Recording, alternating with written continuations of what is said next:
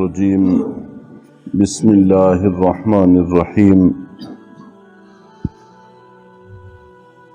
ام تريدون ان تسألوا رسولکم کما سئل موسیٰ من قبل،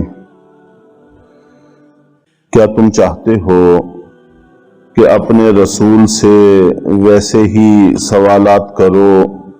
جیسے پہلے حضرت موسیٰ علیہ السلام سے کیے گئے تھے؟ حضرت موسیٰ علیہ السلام سے بنی اسرائیل نے جو سوالات کیے ان کا کافی سارا حصہ اب تک درس میں مختلف جگہ پر آ چکا ہے،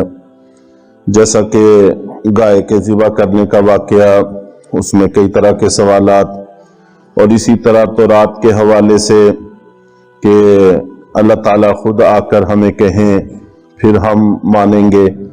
اور یا یہ ہے کہ اس میں یہ مشکل احکام ہیں، یہ نہ ہوتے تو پھر مانیں گے۔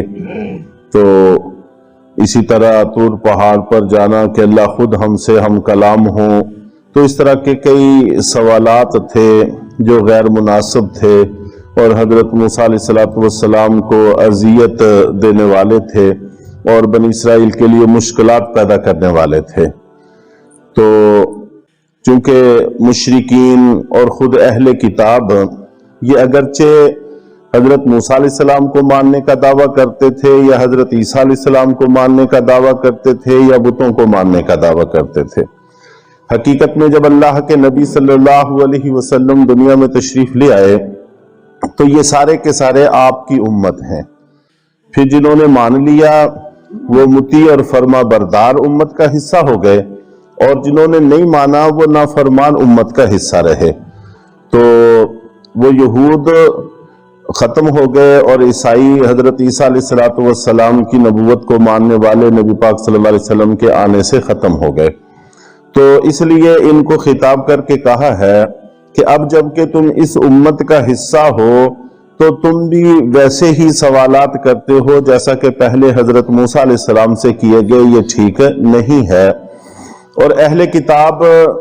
نبی پاک صلی اللہ علیہ وسلم سے سوال کرتے تھے، اور خود مشرکین بھی اس طرح کے سوال کرتے تھے۔ قرآن پاک میں دوسری جگہ پر اس کا تذکرہ موجود ہے کہ اللہ رب العزت خود آئیں اور آپ کے پیچھے فرشتوں کی ایک صف بندی ہوئی ہو، اور پھر اللہ تعالیٰ کہیں کہ یہ میرا قرآن ہے، میرا کلام ہے، اور یہ نبی میں نے بھیجے ہیں، اور فرشتے اس کی تائید کریں تو تب ہم مانیں گے، ویسے ہم نہیں مانیں گے۔ اور اسی طرح مختلف دلیلوں کا تقاضا، مختلف معجزات کا تقاضا، یہ واقعات بڑی کثیر تعداد میں ہم سنتے رہتے ہیں۔ ابو جہل کا وہ کنکریاں لے کر آنا، اور اسی طرح چاند کے 2 ٹکڑے کرنے کا تقاضا کرنا، اس طرح کے کئی سوالات وہ کرتے تھے۔ تو یہ کہا گیا ہے کہ جو روش اس وقت بنی اسرائیل نے اپنائی ہوئی تھی وہی روش تم اپنا رہے ہو، یہ تمہارے لیے کسی طور پر بھی مفید نہیں ہے۔ چنانچہ پھر جو تو مسلمان ہو گئے، مسلمانوں نے جو آپ نبی پاک صلی اللہ علیہ وسلم سے سوالات کیے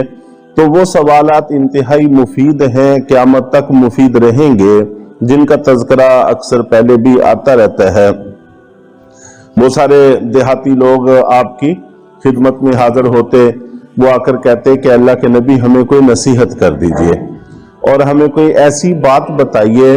جو پتے کی بات ہو اور سب باتوں کی ایک ہی بات ہو۔ زیادہ باتیں یاد رکھنا مشکل ہے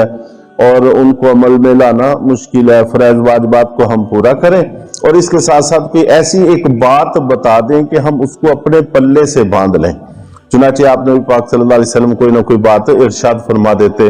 پھر پوری زندگی وہ اس کو پلے سے باندھ لیتے اور اس پر خوب عمل کرتے، تو امت کے لیے بہت ساری آسان راہیں نکل آتی۔ تو اس طرح کے اچھے سوالات احادیث میں بہت زیادہ ہیں۔ تو لیکن جو آپ کو مانتے نہیں تھے، آپ پر ایمان نہیں لائے، جو آپ کی امت کا نافرمان حصہ تھا، ان کی طرف سے ایسے سوالات تھے جو تکلیف دہ تھے۔ وَمَن يَتَبَدَّلِ الْكُفْرَ بِالْإِيمَانِ فَقَدْ ضَلَّ سَوَاءَ السَّبِيلِ، اور جو لوگ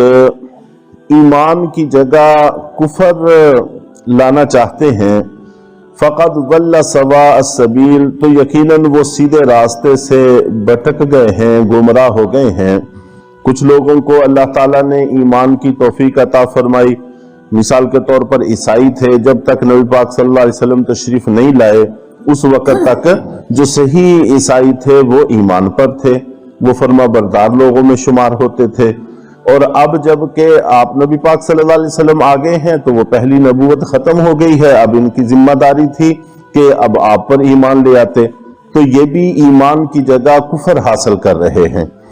اور اسی طرح منافقین وہ ایمان کا نام لیتے تھے لیکن کفر پر عمل پیرا تھے،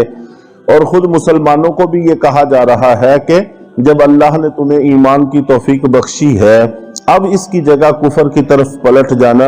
یہ بہت بڑی گمراہی کی بات ہے۔ تو اس سے اللہ تعالیٰ کی حفاظت ہمیشہ ہی مانگتے رہنا چاہیے کہ ہدایت جو مل گئی وہ کبھی بھی چھینی نہ جائے۔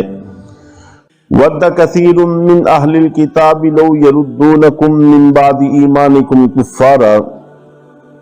اور بہت سے اہل کتاب یہ چاہتے ہیں اپنے حسد کی وجہ سے، حسدا من عند انفسہم، اس حسد کی وجہ سے جو ان کے دلوں میں پایا جاتا ہے کہ کاش کہ وہ تمہارے ایمان لانے کے بعد کفارن، کفر کی طرف تم کو پلٹا دیں، من بعد ما تبین لہم الحق، باوجود اس کے کہ ان پر حق واضح ہو چکا ہے۔ تو اہل کتاب یہ طرح طرح کے سوالات کرتے ہیں اور الجھی باتیں کرتے ہیں، تو یہ اس کی بنیاد حسد ہے۔ سب سے پہلی تو یہ بات ذہن میں رکھنی چاہیے کہ اس کی بنیاد حسد ہے، وہ حسد کی وجہ سے ایسا کرتے ہیں، اور حسد ایک ایسی چیز ہے جو انسان کو حق کی طرف نہیں آنے دیتی۔ جب انسان اپنے دل میں حسد اپنا لیتا ہے پھر جتنی چاہے اس کو سمجھا لیا جائے، اس کو نشانیاں دکھا لی جائیں، معجزات دکھا لے جائیں، تو اس کے دل میں اس کا اثر نہیں ہوتا۔ جیسا کہ ابو جہل جیسے بہت سارے کفار ہیں کہ اللہ کے نبی صلی اللہ علیہ وسلم کی ساری نشانیاں دیکھتے رہے، سب کچھ دیکھتے رہے اور پورے طور پر یقین تھا، اور اس یقین کا اظہار بھی مختلف مجلسوں میں کرتے رہے، لیکن اس کے باوجود ایمان نہیں لائے۔ اور اہل کتاب کی بھی صورتحال یہ تھی کہ جب اللہ کے نبی نے کہا کہ اگر تم سچے ہو تو موت کی تمنا کر کے دکھاؤ، تو انہوں نے آپس میں ایک دوسرے کے سامنے اظہار کیا کہ نبی کے مقابلے میں کبھی بھی ایسی بات زبان سے نہ نکلنا، وگرنہ فوراً ہلاکت آ جائے گی۔ اس حد تک وہ اللہ کے نبی کو سچا تسلیم کرتے تھے، تو اس کے باوجود چونکہ دل میں حسد تھا، اس حسد کی وجہ سے حق کی طرف نہیں آتے تھے، آپ پر ایمان نہیں لاتے تھے۔ اور حسد کا مفہوم یہی ہوتا ہے کہ یہ جو عزت یا نعمت ان کو میسر ہے، یہ ان کو کیوں میسر ہے، ہمیں حاصل ہونی چاہیے، نہیں حاصل ہونی چاہیے، یہ علیحدہ بات ہے، بس یہ ہے کہ ان سے چھن جانی چاہیے، ان کے پاس نہیں رہنی چاہیے، یہ حسد ہوتا ہے۔ تو سب سے پہلی بات کہ یہ جتنے بھی ان کے سوالات ہیں ان سب کا مدار حسد ہے، اور حسد انسان کو کبھی ہدایت کی طرف نہیں آنے دیتا۔ ایک بزرگوں نے کتاب میں واقعہ لکھا ہے اسی بات کو سمجھانے کے لیے، ہے تو ایک لطیفہ سا لیکن بات اس سے سمجھ میں آ جاتی ہے کہ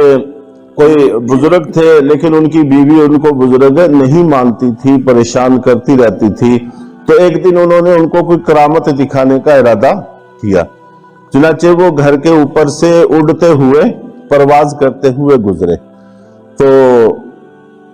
شام کو جب واپس آئے گھر تو بیوی نے کہا کہ بڑے ولی بنے پھرتے ہو، ولی تو میں نے آج خود اپنی آنکھوں سے دیکھے جو اوپر سے اڑتے ہوئے جا رہے تھے، اور تمہیں تو میں نے کبھی بھی ایسے نہیں دیکھا۔ تو یہ ہوتے ہیں اللہ کے ولی، ایسی ایسی کرامتیں دکھانے والے۔ تو انہوں نے کہا کہ وہ اللہ کی بندی میں ہی تو تھا، تو فوراً کہنے لگی اس لیے ٹیڑے ٹیڑے اڑ رہے تھے۔ تو یہ حسد ہوتا ہے جو دل میں جب ایک دفعہ گھر کر جاتا ہے تو پھر انسان کبھی بھی اس کو تسلیم کرنے کے لیے تیار نہیں ہوتا۔